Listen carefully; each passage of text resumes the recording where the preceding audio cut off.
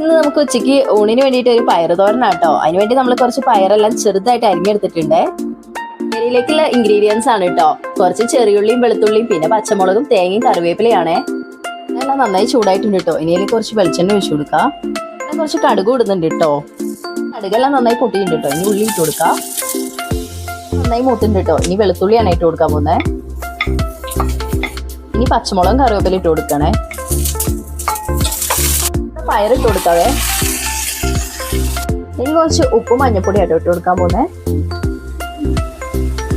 ഇതെല്ലാം കൂടി നന്നായിട്ടൊന്ന് ഇളക്കി യോജിപ്പിക്കാം കേട്ടോ. അതിനുശേഷം നന്നായിട്ട് അടച്ച് വെച്ച് വേവിക്കാം. ഇനി നമ്മുടെ ഉപ്പേരി ഏകദേശം വെന്തിട്ടുണ്ട് കേട്ടോ. ഇനി ഇതിലേക്ക് കുറച്ച് തേങ്ങ കൂടി ഇട്ട് കൊടുക്കേ. എന്നിട്ട് നന്നായിട്ടൊന്ന് ഇളക്കിയതിന് ശേഷം പിന്നെ നമ്മൾ ആവിയിൽ വെക്കാം കേട്ടോ.